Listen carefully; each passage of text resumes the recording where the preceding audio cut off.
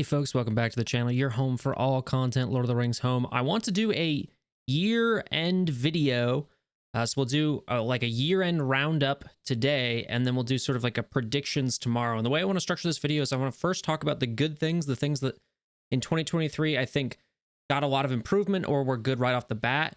And then we'll talk about things that need improvement, continued improvement, and then we'll talk about the bad things. And then I don't want to leave you with the sour taste in your mouth. So we'll talk about what kind of my hopes for the near term, this first part of 2024 is, and then what I'm hoping sort of in the long term to see from the game. But let me know if there's something you think I missed. These are kind of just the ones that I'm sort of rattling off the top of my head. Game came out May 10th, was worldwide launch, right, in 2023. So it's been a good number of months, right? It's been 6-7 months. That's a long time. The first thing I want to point out is just the difference in graphic fidelity. When this game first came out, people had a problem with one, the art style, and two, just the overall graphic quality. They've since made huge, massive graphics improvements. Even though this is on like BlueStacks, right, an emulator, something that they do not design this game to be on or do not support this game to be on, the game looks much, much better. The characters look great. I love the art style now. It's really grown on me. I think the character models have like really started to fit the art style, and there's been a lot of good character design there. Balin and Rumel are some of my favorites. I really like Bilbo. I really like Bomber. Just the Dol Guldur are, oh my god. The most recent ones, the most recent characters are really, really good. Let me switch over here to... There you go. The raid looks great, even just the layout, just the whole interface, the UI got a big makeover. Even the most recent update, graphical update with glyphs, great. I really like the layout here. I think they've done a terrific job. I love the stained glass art that they do for all of the characters and like the events and stuff. It looks good. It looks good. A big complaint that people had when they initially started is basically, I would say you can maybe make some stylistic complaints a little bit, but the game does look much better than, you know, the predecessor at the same company, Swigo. I think it looks much better than Swigo. So I think that's been a really big improvement. But speaking of raids, art good, UI stuff good. I think the raid is pretty good. I really enjoy the raid content. It feels meaningful, like we're making progress in my guild. It slowed a little bit before glyphs, and then now glyphs has like sort of supercharged it again, right? And I really like the raid, and I really hope that more people are going to be able to access the raid in the future. Getting into a guild that is able to actively do the raid once a week is, I think, very, very important. One, because there's not something I'll talk about later, is not a whole lot of other things to do, right? And so I think raid is the big piece of content. I think they executed it pretty well. I think one of the best changes that they made was if you just have at least like one person log in, you get 150 raid keys at, what is it, like 8 a.m. UTC or something like that. Terrific, terrific change that they made there. Fixing the bomber, great. That was incredible. They took that feedback. They took a few development cycles and in a number of weeks got us a fix that I think worked very, very well. They've added a little bit of polish at the end of the raid. The end of the raid cinematic is terrific. I think the rewards are meaningful. I think the structure is good. If you can't tell, I am a big fan of the raid. I do think it can be a little bit hard to play both this account and a free-to-play account and do all of my raid attacks. But if you are someone who is in a newer guild, or you aren't doing the raid as consistently, or you aren't progressing through all the chapters, I think that, yeah, you might be like, why am I playing this game when I'm locked out of so much of the content? So I hope you are able to get into a good guild that is able to consistently get at least once a week, go into the raid and make sure that you can play some of that content and then build stuff up. Glyph should have helped a lot with that. Okay, so I've covered raid, art. I think the communication has gotten significantly better than it was. There was sort of like a turning point, and I can't tell you exactly what that moment was, or like what exactly the instance was, but basically it was like the community was essentially like, we need more communication. I know Torm and I had talked about it for like a multiple Boons and Bane podcasts in a row where like they just need to communicate with us more. and they did increase a lot of the communication. And I think pretty much all of that comes down to CG Heem continuously pushing to make sure that she can tell us these things ahead of time, so people don't maybe feel as blindsided when, you know, things coming, like when a new raid chapter was introduced. I think people got upset when they couldn't communicate a lot, and then they kind of were able to communicate more. I think that has been very, very helpful. It's a drastic improvement over what it was.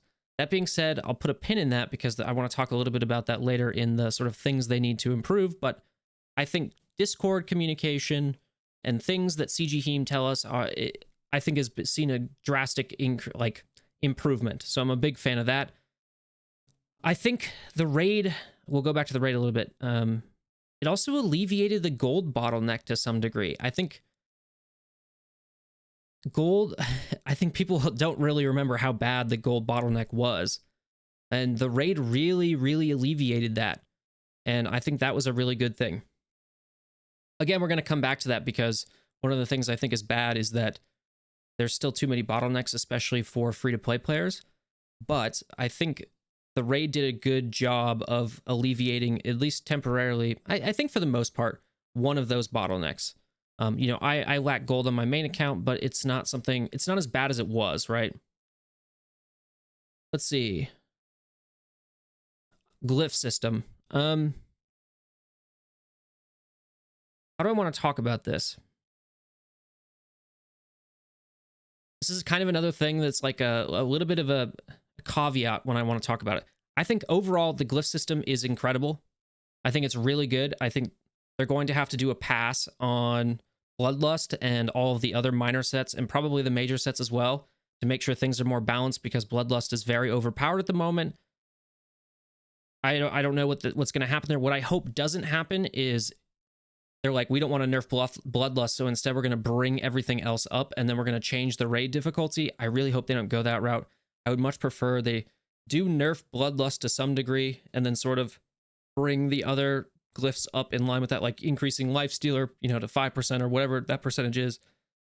Doing something like that. Overall, though, I think glyphs are really, really good. I don't feel like there's a speed meta. I feel like we've avoided that to some degree. Like, it's not... It has more depth than just chasing speed. It is just chasing Bloodlust right now in terms of sets, but like stat-wise, it feels impactful. You put a focus glyph on, you hit more, you land more of your Banes. You put a resist glyph on, you know, resist more Bane. It feels like actually making a difference, as opposed to I'm trying to optimize at, you know, the very edge range of this stuff to maybe get a chance at doing what I need to do at, you know, top end gameplay. I think it basically works, and it lets you play. It does have a level of customization and depth to it. I really enjoy it. Again, caveat, things that they need to improve, quality of life stuff. We'll talk about that in the next section. But I think overall, it has very, very good bones. The glyph system has very, very good bones. I love that it is much simpler than the Swigo mod system, but more complex than the MSF system, ISO system. I think it really nails it kind of like in the middle. And I don't know. I'm enjoying it so far. I'm curious how they're going to improve it and adjust it in the future, or what future glyph sets we have. But right now, I would say I am a fan. Obviously, the normal energy thing I'm not too happy about, but the glyph system overall. Okay. Soft locking has basic. I think people still do get soft locked. I get soft locked sometimes on BlueStacks. Actually, sometimes on my iPhone as well. But I think it's drastically decreased. They have really worked to sort of squash the amount of soft locking that we have in the game. I think that has been a massive improvement, because they were bleeding players, I think, because of this. So good to see that the soft locking has seen drastic improvements. Shattered timeline. We did our first shattered timeline, and I think it went very well. I think the lore nerds were very skeptical about how it would go. And it was not, I think, an obvious choice to go with Ballin. And two, I think worked pretty well. So it's kind of like a win-win situation, because one, they're just great characters. They're designed well. They look great. But two, it showed sort of people who are really invested into the lore, Lord of the Rings lore, that, you know, they do know the source material somewhat well, and they, I don't know, they took care in designing these Shattered Timeline characters. I also think from a gameplay design perspective, it worked really well to connect the dwarves and the elves in terms of synergy. We have now a dwarf legendary, we have an elf legendary, we have a Shattered Timeline sort of in the middle there between them. I actually kind of wonder if that means that we're going to get 2 shadow legendaries next. The next Shattered Timeline will also be something that will connect those 2 factions. Maybe. We'll see. I really like that the character kits are thematic. I think 2 of my favorite, most recent examples of this are Bomber and Bilbo. Bilbo more than anything. Maybe this is just recency bias, but I really like that he's got a very thematic kit with him being kind of a thief, right? And he can steal stuff, and he can put stuff back, and he's got his, I don't know. The kits in this game are very different than other hero collectors. They're a lot more creative, they're a lot more tied to the lore, they're a lot more thematic. I really like that. It shows a level of dedication and care in sort of building up this world that they have in this game. I'm a big fan so far of how they've laid out the kits. I'm also personally a big fan of how fast they're going with power creep, but I think there's a lot of room for discussion in that particular case. Let's move on. That's a pretty good summary of things that I really like about the game, I would say. Things that we did very well in 2023. I think so. I think I'm pretty happy with most of that stuff, which is honestly big chunks of the game. Raid, graphics, you know, that sort of stuff. Things that need improvement, transparency, and in-game communication. So I don't like that they only do patch notes on Discord, that there's no in-game communication showing the patch notes, what got updated in the inbox. There's sometimes some messages when some new content comes out, but I don't know. I think it would just be good if they also sent an in-game mail that had basically the same content as the patch notes, or even just like a link to a web page that shows the patch notes, because it's only in Discord. It's not even on the website, right? I don't like that. I do wish they were a little bit more transparent. I think that's a pretty standard, you know, criticism, I guess. They said they adjusted the raid difficulty for when glyphs came in. Adjusted is vague enough that they can either make things better, make things worse, right? And I think that made a lot of people mad. I think that's not a great way to go about it. I do think there should be a little bit more transparency there. And they need to increase communication, not just in Discord. So I like the increased communication in Discord. Now I want to sort of proliferate all of the stuff out to other in-game and on the website even. Content. This needs to improve. I think the raid is a really good piece of content. But obviously we need more content. And one of the things I think, like I mentioned earlier, essentially, if you are part of like a guild that is just a group of friends or not super competitive, or you don't know how to get into one of those more competitive guilds, you feel like you would be locked out or something like that, which I promise you, you probably aren't. And you can go into one of the Discords, many Discords, the official one, the unofficial one, my Discord, many other content creators' Discord, and find a better guild. But if you want to play with your friends and you're not getting through the raid content, there's not a lot to do. And that's a problem. And so this is something that needs to be improved upon, I think, quite a bit. I think that's pretty obvious. And I'm really hoping that the multi-squad PvP feature comes out in the Q1 of 2024. I know people are skeptical because it wasn't mentioned in the road ahead. Again, we're going to talk about that too later on. But I do think that they've mentioned it in the past that it's probably aiming to be Q1 of 2024. I think that is a good time to do that. But I actually don't think just adding in multi-squad PvP is going to be enough, because that's just going to replace Arena, right? I think we also need some other stuff, whether that's more adventures, like Sam's adventure, not like Marquee adventure, smaller events, whether that's guild wars, whether that's some other type of PvE node, maybe a tower, something. There's a lot of creative ways you can, do this. It'd be really cool if they designed a whole new game mode. I mean, that's a lot of work, but a whole new game mode that gives you challenge currency, and then they kind of take out 2 birds with 1 stone. I think that would be really cool, but we have yet to see it. So I'm excited for multi-squad PvP. I don't think it's enough. to be comfortable for a little while. Quality of life. This kind of goes hand in hand with content. I think they've been rushing to get out the content, and then quality of life stuff has fallen sort of by the wayside. They have taken some time and done some passes on some stuff, both bug fixes and quality of life, which has been very, very nice. The biggest one, my favorite one of 2023, was definitely that the store stopped scrolling all the way to the top when you purchase something. That was getting to be very annoying. Followed very closely by the default roster sorting bug. I thought that was very annoying as well. But quality of life stuff, they got the glyph system out. It definitely needs more quality of life stuff with it. The very, very least, the ability to sell glyphs at more than one at a time, maybe some basic filtering stuff, maybe some basic upgrading stuff. It just needs a little bit more polish. And hopefully, you know, the first few weeks of January, they're not too worried about getting stuff out. And so that they can work on some of this quality of life and bug fix stuff. I think they have to, because there's probably a litany of bugs that got introduced with the glyph system. They went on holidays, and then they can do their, you know, pass on upgrading certain glyphs, maybe nerfing certain glyphs, and then also fixing glyph interactions. Okay. Those are, I think, the basic three things I think need further improvement heading into 2024. Let's talk about the bad things. There's no way for free-to-play to access that leadership ability, the green epic ability mats. Can I see the calendar still? Yeah, so, okay, it's, for whatever reason, it's kind of blocked out here, right? But they did just give us this calendar. I think this is a great band-aid. However, it doesn't solve the fundamental problem.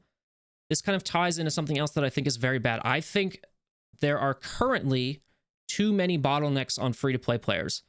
I think they're bottlenecked by XP, epic ability materials, purple ability materials, gear pieces, and now glyph scrolls, the enchantment scrolls. I think they're also bottlenecked there. Obviously bottlenecked by G9 and G10. They can't get the essences, the purple essences, right? And there's a lot of stuff that is currently bottlenecking free-to-play.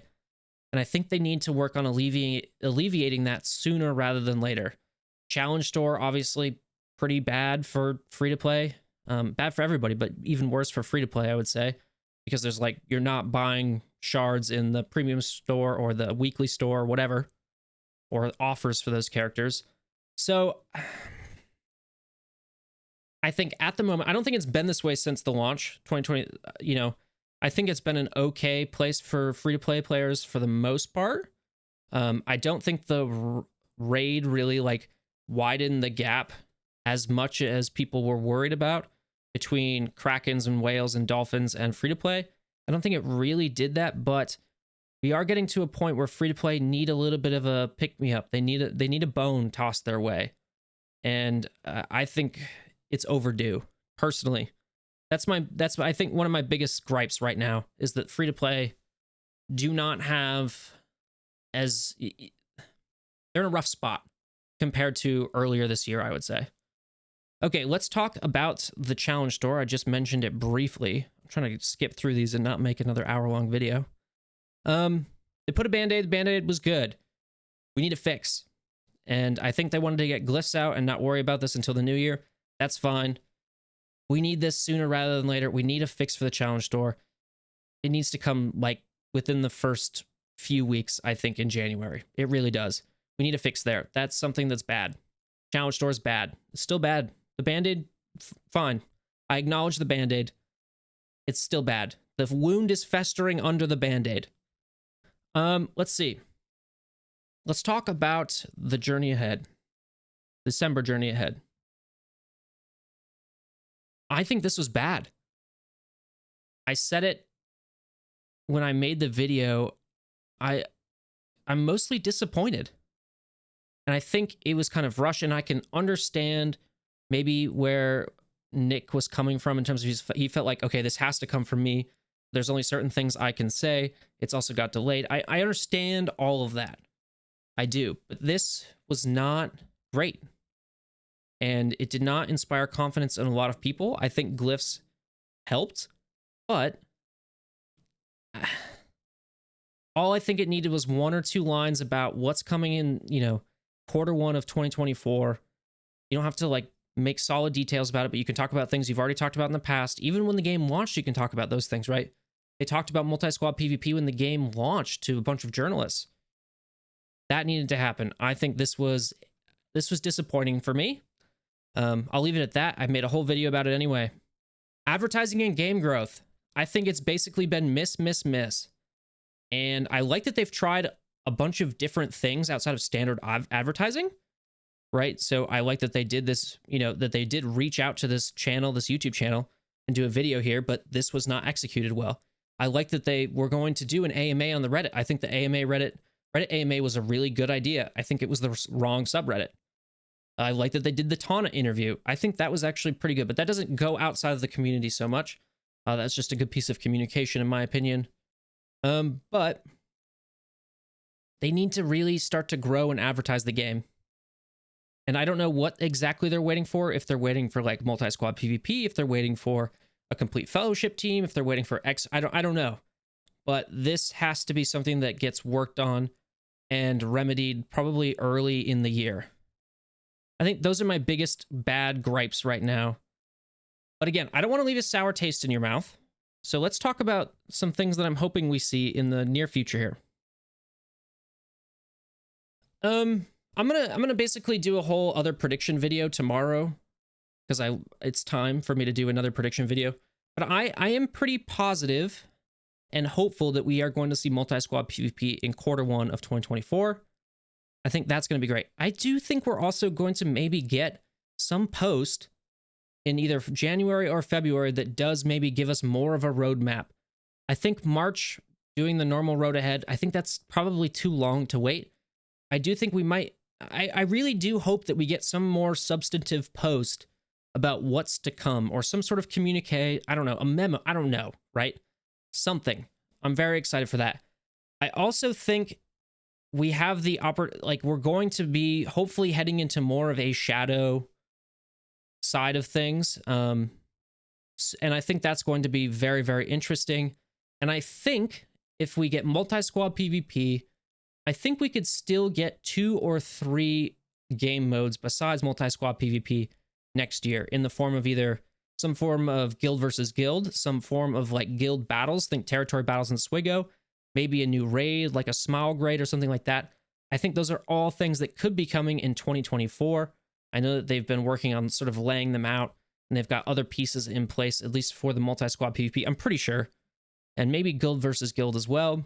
I'm very excited for that particular stuff. So I think the roadmap is solid. We just need to hear about it again.